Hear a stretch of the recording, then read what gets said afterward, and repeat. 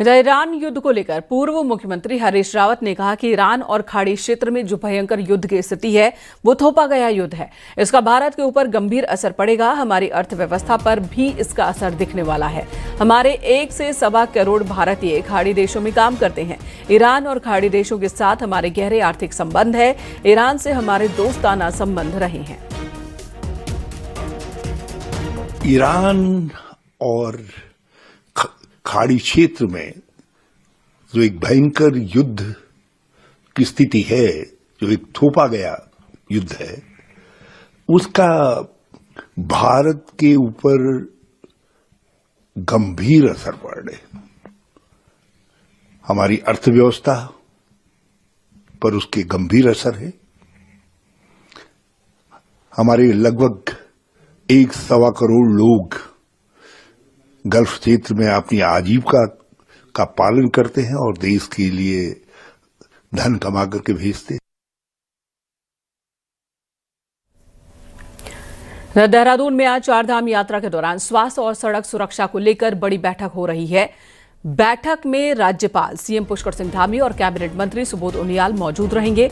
लोक भवन ऑडिटोरियम में सुबह 11 बजे मीटिंग होनी है और इस बैठक में चारधाम यात्रा को सुरक्षित और व्यवस्थित बनाए रखने के लिए विशेषज्ञ अपनी सलाह भी देंगे। यात्रा के दौरान सामने आने वाली मेडिकल समस्याओं और सड़क दुर्घटनाओं से बचाने के उपायों पर विस्तार से चर्चा होगी।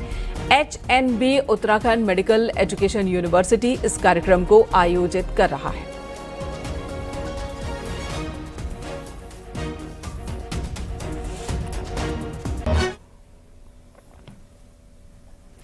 रुद्रपुर के ट्रांजिट कैंप थाना क्षेत्र के कृष्णा कॉलोनी में रसोई गैस का सिलेंडर फटने से 3 लोग जख्मी हो गए।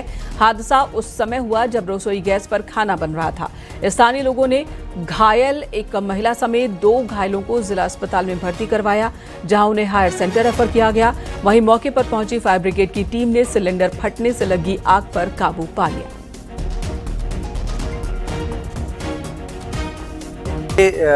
वहां पर गैस सिलेंडर से जो आग लग गई थी कमरों में, 4 कमरे जल गए थे और उसमें जो खाना बनाते समय 4 कर्मचारी थे, उसमें एक महिला भी है, वो भी झुलस गए थे, जिनको तुरंत 108 की सहायता से हॉस्पिटल भेजा गया। इधर हरिद्वार की श्यामपुर वन रेंज में रसूलपुर और पीली पड़ाव गांव के लोग वन विभाग से नाराज हैं। मंगलवार को ग्रामीणों ने रेंज ऑफिस पर इकट्ठा होकर धरना दिया और जमकर नारेबाजी की। गांव वालों का आरोप है कि वन विभाग के अधिकारी और कर्मचारी गांव के आम रास्तों पर आवाजाही से गांव वालों को रोक रहे हैं और विरोध करने पर ग्रामीणों से मारपीट भी की जा रही है। वहीं वन विभाग ने किसी भी ग्रामीण के उत्पीड़न और रास्ते पर प्रतिबंध लगाए जाने की बात से इनकार किया है।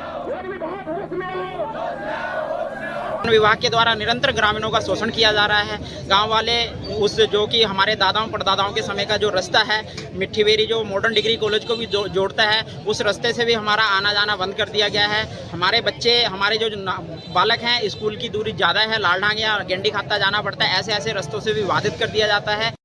ये वन विभाग की खुलेआम गुंडागर्दी है, तानाशाही है, जिसके विरोध में आज हम यहाँ पर एकत्रित हुए हैं। ये ऐसा मेरी कोई जानकारी में, मेरे संज्ञान में नहीं आया है। यदि इस तरह की कोई घटना होती तो उस समय ही तत्काल रूप से मतलब उसका मेडिकल करवा के मतलब FIR वगैरह की मतलब की जाती तो वो ज़्यादा उचित रहता उस समय। ये पुरानी घटना है जो कि आज ही मेरे संज्ञान में आ रही है। चारधाम यात्रा से पहले उत्तरकाशी में प्रशासन तैयारियों में जुटा है, लेकिन इस बार सबसे बड़ी चुनौती भूस्खलन जोन बन सकते हैं। गंगोत्री हाईवे पर नगुण से डबरानी तक कई संवेदनशील पॉइंट्स चिन्हित किए गए हैं, जहां बरसात और मौसम खराब होते ही सड़क बाधित होने का खतरा रहता है। वहीं यमुनोत्री हाईवे पर रानाचट्टी के आगे भी भूस्खलन जोन यात्रियों की परेशानी बढ़ा सकते हैं। यात्रा को सुरक्षित और सुगम बनाने के लिए डीएम ने BRO और लोक निर्माण विभाग को निर्देश दिए हैं कि यात्रा शुरू होने से पहले सभी डेंजर पॉइंट्स पर सड़क की स्थिति ठीक कर दी जाए। डेंजर पॉइंट में एक तो जो पैराफिट्स हैं या क्रैश बैरियर है या पत्थरों का स्टॉक लगा के उसको जो सेफ्टी दी जाती है, वो तीनों तरह के मेथड यूज हो रहे हैं। और कहीं पे जहाँ ज़्यादा सेंसिटिव पॉइंट है, जैसे 2-3 जगह ऐसी थी जहाँ पे कर्व ज़्यादा थे, तो कर्व को चौड़ा करने की प्रोसेस की जा चुकी है। बस 1-2 जगह बचा है अभी, जैसे एक जगह में अभी बोल के गया हीना में, तो थोड़ा उसको वो चौड़ा करेंगे। जो खासकर कर्व है, ब्लाइंड कर्व्स हैं वहाँ पे। विकासनगर के बाबूगढ़ क्षेत्र में तेज रफ्तार कार ने ऑटो रिक्शा में जोरदार टक्कर मारी। हादसे में ऑटो सवार 2 लोग जख्मी हो गए। बताया जा रहा है कि कार हरबटपुर की ओर से आ रही थी, जबकि ऑटो विकासनगर से हरबटपुर की तरफ जा रही थी। टक्कर इतनी जबरदस्त थी कि ऑटो सड़क से बाहर जाकर एक मकान की दीवार से टकराया। घायलों का इलाज करवाया जा रहा है। हरबटपुर की तरफ जा रहा था, वो उधर से आए और एकदम गाड़ी काट दी, उन्हें कार काट दी सर। वो मुझे लग रहा है वो नशे में था सर, एकदम बिल्कुल नींद में था, कैसे नशे में था सर। कुल मिला के बात वो नशे में था। तो क्या चोट लगी हुई है? गरीब आदमी, किस्तों में गाड़ी ले रखी सर, मैं गरीब आदमी कैसे कर पाऊंगा सर। मैं विकासनगर के क्रशर जोन ढकरानी में उस वक्त अफरा तफरी मच गई जब क्रशर्स के मानकों की जांच करने के लिए प्रशासन की टीम पहुंची। प्रशासन को लंबे वक्त से क्रशर संचालकों द्वारा मनमानी करने, मानकों की अनदेखी करने की शिकायत मिल रही थी। ढकरानी क्षेत्र में जहां यमुना नदी में 3 खनन पट्टे आवंटित है, वहां यमुना नदी से लगते ढकरानी क्षेत्र में तकरीबन 1 दर्जन क्रशर प्लांट संचालित हो रहे हैं। गांव वालों का आरोप है कि मनमाने ढंग से क्रशरों के संचालन का काम चल रहा है, जिससे सैकड़ों बीघा फसल बर्बाद हो रही है। दरअसल क्रशर से उड़ने वाली डस्ट और धूल से कृषि को नुकसान पहुंचता है। इसी क्रम में प्रशासन की अगुवाई में खनन विभाग, प्रदूषण विभाग की संयुक्त टीम ने निरीक्षण किया और बताया कि इसकी रिपोर्ट तैयार कर अधिकारियों को भेजी जाएगी। इसकी एक विस्तृत रिपोर्ट बनाई जाएगी। जो भी स्टोन क्रशर यहाँ पर संचालित हो रहे हैं, लगभग 1 दर्जन स्टोन क्रशर जो है वो संचालित हो रहे हैं यहाँ पर, जिनकी यदि किसी भी स्टोन क्रशर द्वारा जो है वो मानकों को पूरा नहीं किया जाता है, मानक के अनुरूप नहीं संचालित किया जाता, तो उस पर कार्रवाई की जाएगी। और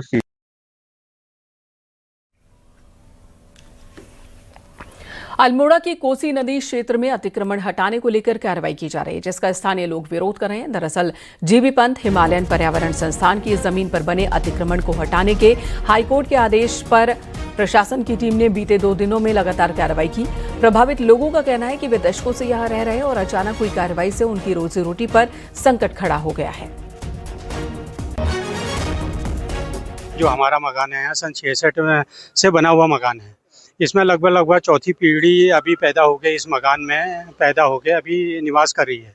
तो लेकिन प्रशासन का इतना बड़ा दबाव होने के कारण ये यहाँ की रोजी रोटी, पर्यावरण संस्थान ने इन लोगों को, क्षेत्रवासियों को रोजगार देने का तो काम नहीं किया, लेकिन तोड़ने का काम ये जरूर कर रही है।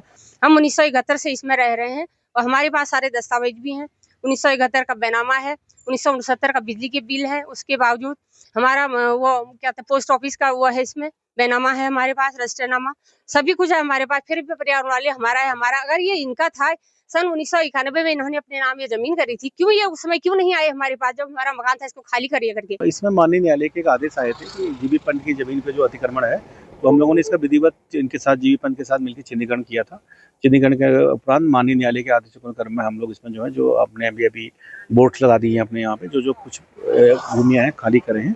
अभी इसमें और भी कार्रवाइयाँ कुछ अभी अवशेष हैं, उसको हम लोग कर रहे हैं और जैसा भी माननीय न्यायालय का आदेश में प्राप्त होगा, उसी दिशा निर्देशानुसार आगे की अग्रिम कार्रवाई की जाएगी। नैनीताल के कालाढूंगी में 20 सैलानियों की जान बाल बाल बची है। दरअसल कैंचीधाम से दर्शन कर श्रद्धालु टेम्पो ट्रैवलर से हरिद्वार जा रहे थे और इसी दौरान कालाढूंगी में गाड़ी का ब्रेक फेल हो गया। ड्राइवर ने सूझबूझ दिखाई गाड़ी को पहाड़ी से टकरा दिया, जिससे गाड़ी रुक गई। हादसे में 3 यात्री जख्मी हुए हैं, लेकिन एक बड़ा हादसा होने से टल गया। फेल हो गया, गर्म होने के कारण ब्रेक फेल हो गया। लगा कोशिश बहुत किया बचाने की, लगा दिल्ली हरिद्वार जा रहे थे और नैनीताल से आ रहे थे कैंचीधाम से। बहुत कोशिश किया बचाने का, पहले लेफ्ट में रोकने की कोशिश की, लेफ्ट में नहीं रुका, राइट में कोशिश कर रहा कि ये डिवाइडर में कम से कम रुक जाए। उत्तराखंड में फीस एक्ट नहीं है। इस बार सेशन शुरू होने के साथ ही अकेले देहरादून के आधा दर्जन से ज्यादा स्कूलों ने 10% के करीब फीस में बढ़ोतरी कर दी। नया सेशन शुरू होते ही प्राइवेट स्कूलों की अलग अलग शिकायतें सामने आने लगी हैं।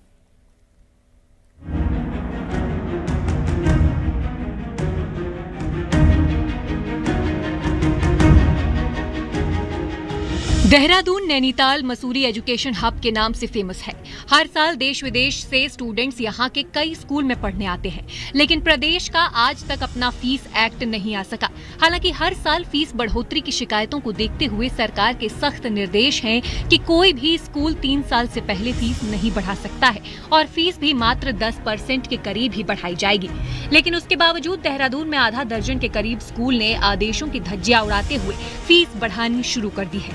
वहीं एक स्कूल का हाल तो ये है कि वो बिजली पानी से लेकर जनरेटर, मेडिकल और सीसीटीवी के भी चार्ज बच्चों की फीस में जोड़ रहा है। स्कूल चलाना असंभव है, स्कूल चलाना असंभव है और पेरेंट भी जो है कि जानना चाहता है हर चीज़ को। जब क्लियर रहता है, पेरेंट को बताया जाता है कि भाई आपका जो है कि इलेक्ट्रिसिटी का बिल जो है कि साल का जो है एक बच्चे से 100 रुपये 150 रुपये लिया जा रहा है। पानी का जो है कि आरओ का वाटर लग रखा है, गवर्नमेंट ने कह रखा है गवर्नमेंट आरओ का वाटर लगाइए आप जो है, तो उसका भी जो है 100-150 रुपये लिया जा रहा है। वहीं अधिकारी लिखित शिकायत के इंतजार में हैं, जबकि पेरेंट्स की मजबूरी ये कि शिकायत करने पर स्कूल की तरफ से बच्चे पर कार्रवाई का डर रहता है, इसलिए खुलकर नहीं बोल पाते। लेकिन बाल आयोग के पास फीस से संबंधित शिकायतें पहुँचना शुरू हो गई है।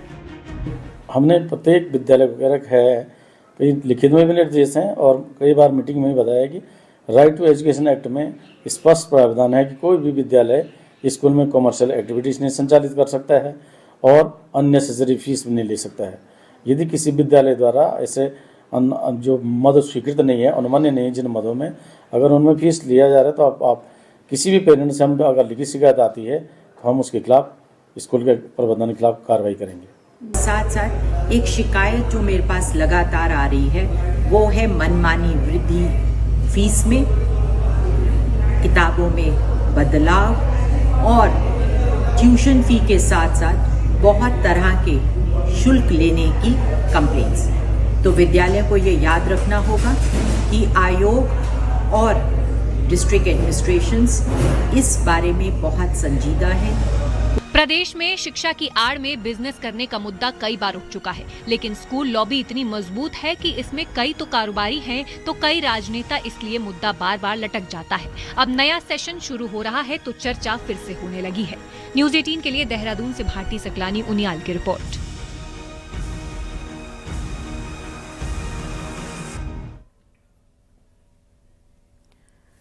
और अब नजर डालते हैं पहाड़ की 10 बड़ी खबरों पर। नैनीताल के मुक्तेश्वर, धनाचूली, रामगढ़ में जंगली सुअर खेती और बागवानी को बर्बाद कर रहे हैं। कम मुआवजे को लेकर किसानों में नाराजगी है। बागेश्वर में गैस सिलेंडरों के वितरण रोस्टर के अनुसार नहीं दिए जाने पर बागेश्वर संघर्ष समिति ने कड़ी आपत्ति जताई और जिला पूर्ति अधिकारी कार्यालय के बाहर प्रदर्शन किया। पिथौरागढ़ में पंचायत प्रतिनिधियों ने मुख्यालय पहुंचकर रसोई गैस समय के साथ दिए जाने की मांग की है। कई जगहों पर गैस की किल्लत से लोग परेशान। हल्द्वानी में एडीजी लॉ एंड ऑर्डर ने नैनीताल और उधम सिंह नगर की कानून व्यवस्था की समीक्षा की। क्राइम की स्थिति पर विस्तार से चर्चा की।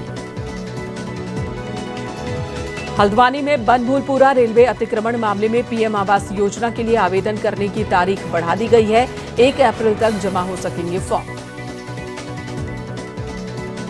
फाइनेंशियल ईयर में हरिद्वार में जिला योजना का बजट 100% किया गया खर्च। केंद्र और राज्य की योजनाओं का भी 85% से ज्यादा बजट इस्तेमाल किया गया। पिथौरागढ़ सिटी के लोग जल्द ही बेहतरीन वाटर पार्क का मजा ले सकेंगे। नगर निगम में करीब 3 करोड़ की लागत से बने वाटर पार्क को संचालित करने का ऐलान किया गया। हरिद्वार में उन्हें नया उदासीन अखाड़े के ने करौली शंकर महादेव को महामंडलेश्वर बनाया। कुंभ मेले से पहले महामंडलेश्वर बनाया गया था। टिहरी से बीजेपी विधायक किशोर उपाध्याय नेपाल दौरे पर है, जहां हिमालय क्षेत्र में नदियों के संरक्षण और उनको बचाने को लेकर चर्चा की जा रही है। अल्मोड़ा में नीति आयोग के उपाध्यक्ष सुमन ने बेरी से डीएम, सीडीओ समेत कई अधिकारियों ने मुलाकात की। इस दौरान शिक्षा, स्वास्थ्य, पर्यटन, स्वच्छता और रोजगार सृजन पर चर्चा। यहां रुकेंगे एक ब्रेक के लिए। ब्रेक के बाद देखिए सुबह 8 बजे की स्पेशल खबरें।